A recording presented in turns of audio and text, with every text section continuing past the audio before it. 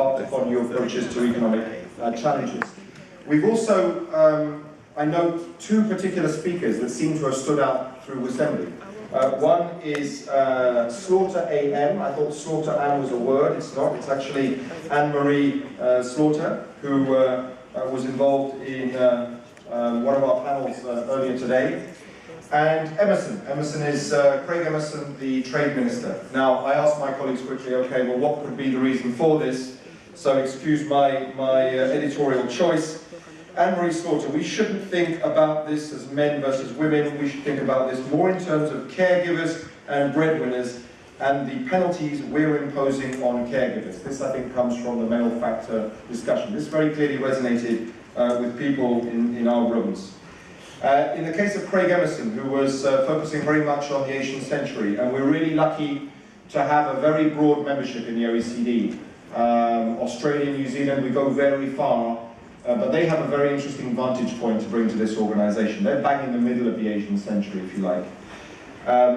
Craig pointed out that there is enormous wealth in Asia, and there is enormous talent. By 2020, 4 out of every 10 university graduates will come from just 2 countries, China and India. But these are things that have resonated. One thing I would point out that seems to be absent from that word cloud, the word trust.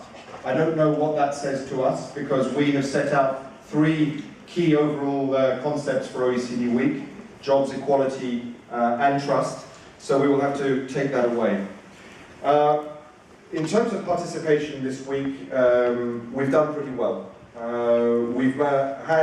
You have gone from being 1,300 last year to over 1,500 this year. We've had more of you around and more of you present in the debates that we have organised.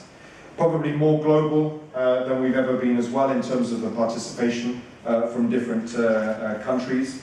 We've made innovations in a number of fields. We'll be looking forward very much to having your feedback on those as well. But we've had representatives from over about 50 countries who have participated either in the audience or indeed on stage. Now, the OECD Forum wouldn't be possible without the help and encouragement and support of the people gathered in this room in different shapes and forms. Some are old friends and some are here for the first time. The successful preparation of the forum owes a hell of a lot to the very good joint work we've carried out with Norway. Now, many of you may wonder, hopefully not after 2 days, why such a big dimension with Norway? Norway is currently chairing the ministerial meeting that is taking place next door as we speak. The tradition for the forum is that we work very closely with the chair country. It's a way to also show the varied dimensions of this organisation. Last year, those of you who were here saw that the big focus was on Turkey. This is a very varied organisation, and sometimes people don't realise that enough.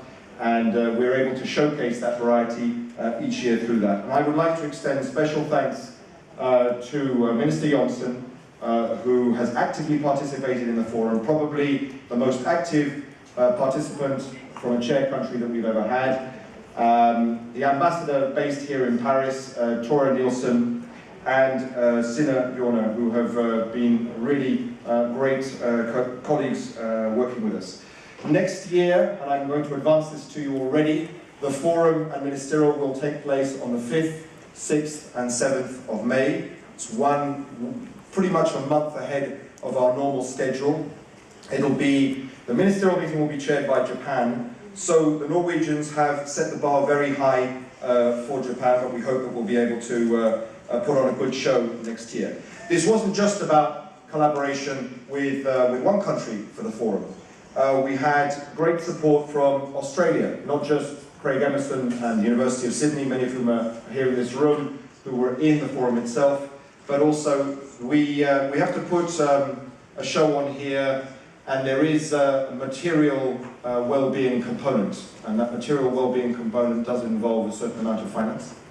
And Australia, Chile and Korea have all provided help. Other supporters have helped in this regard very much as well. And there are a mix of entities that could be deemed to be for profit and not for profit, which is very interesting, because those who help us put the show on they lie in both fields. For example, the American Association of Retired People.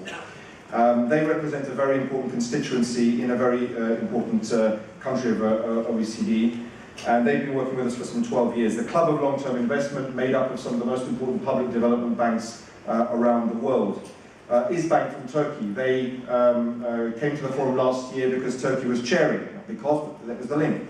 But they've stayed with us, and that's a very good sign for us as well. Nestle, who've been working with us for about 12 years.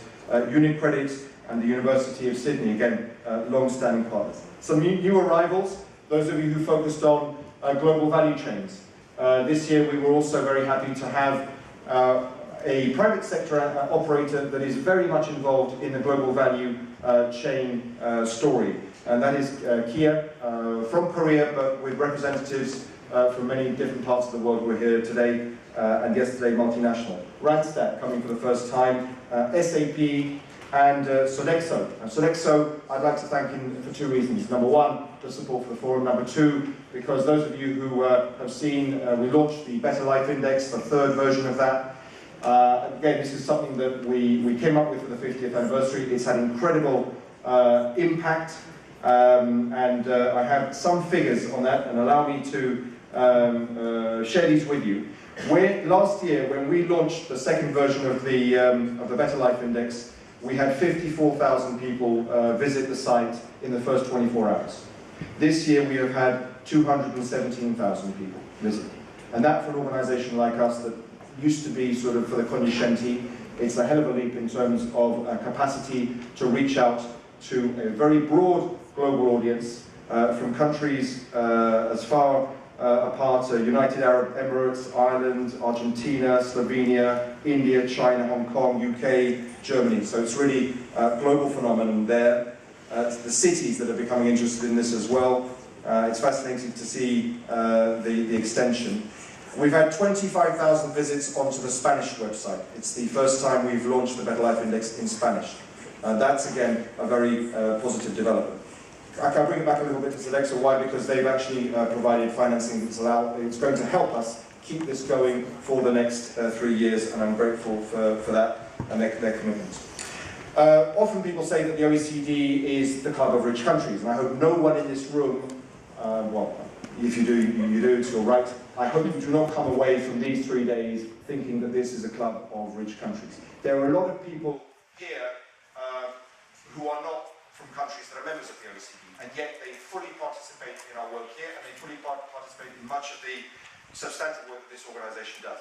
For the purposes of the forum, though, we've got some key partners from Russia, RANEPA, the China Development Research Foundation, who we've worked with for 12 years, the Observer Research Foundation from India, the Getúlio Vargas Foundation from Brazil, and that gives us a great global reach, and it also gives us a hell of a lot of very valuable input from entities. I don't forget the South African Association for International Affairs, that gives us a vantage point from different parts of the world that we're extremely interested in, and they enrich everything that we do.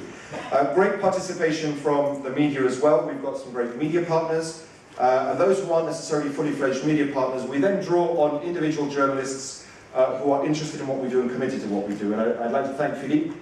He and I have known each other for many years, Brussels, Washington, and now Paris. And I think you did a great job just now from what I hear, and many others from The Guardian, The Financial Times, to go along with key media partners, Reuters, Nikkei, many from Asia, Les Echos, Il Sole 24 Ore. That's been a very good feature of this week as well, because you need people who make sure that the dialogue and discussion and debate they ask the right questions, not the questions that people want, that are going to make them feel comfortable, the ones that perhaps that they don't want so much. And I think that that's been a success from this week as well. Allow me to thank people on the inside as well. I'd like to thank the Secretary General here, not because that's what you do, he's your boss. Of course, yes, he is my boss, but I'd like to thank him because he really believes in this thing. Before he became Secretary General of the OECD, the thing he probably most knew about the OECD in terms of his own attendance was the forum. And that's great when you're running the forum, because he's committed to it. And he's given up his time here as well in a very busy moment. I'd like to thank colleagues throughout the OECD in all the different directorates. Just now we had input from our colleagues from the development field, and we have had input from and expertise from people all around the organisation. Many of these people are very well-known global stars. Andreas Schleicher is Mr. Education. Pascal Saint-Amand, I wouldn't like to have his job right now. He's handling base erosion, profit shifting, the multinationals, tax evasion, etc. So he's probably a marked man, but he's done his crowd here, and many others. I'm naming just a couple. Martine Durand, with whom we work so well to produce the Better Life Index every year, the chief statistician. My thanks to them. My thanks to my own team. There are 150 people who work for public affairs and communications. Many of them are here, and many of them are actively involved throughout the year to make sure that this thing is a great success. They've come not just from Paris, we have 2 sites in Paris, they've also come from Washington DC, from Berlin, from Tokyo, and from Mexico City to make this a success. Now, the art of good communication is repetition. And the risk of repeating, but I think it's almost the last time, it's all about people, jobs, equality, and trust. Okay. Thomas Carlyle, the man who coined the expression the dismal science to describe economics, put it like this in 1840. A man willing to work and unable to find work is perhaps the saddest sight that fortune's inequality exhibits under this sun. In talking about jobs, Carlyle emphasizes our second issue, equality. We have to ensure that growth benefits everyone. Growth was up there. Providing not just income, but access to the goods and services that are vital to personal well-being and development. Otherwise, Carlyle's sad man can quickly become an angry man.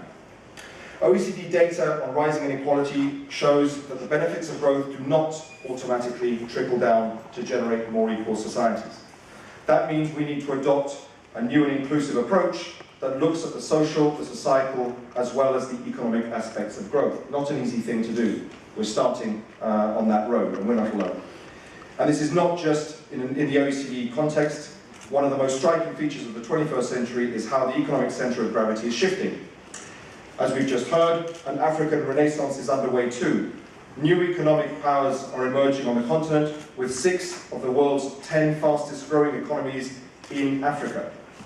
By 2030, its middle class will triple. These trends make old ideas of development partnerships obsolete. Large emerging economies now have their own international aid programs. The private sector is funding major global health, education, and other projects. Civil society is increasingly shaping and not just working in this field. However, government policy has not always kept up with the deepening and widening of globalization and the pace at which it's happening. Tax is a prime example. Multinationals pay only 5% in corporate taxes on average in OECD countries, when smaller businesses are paying up to 30%. Doesn't need me to tell you that that's an issue.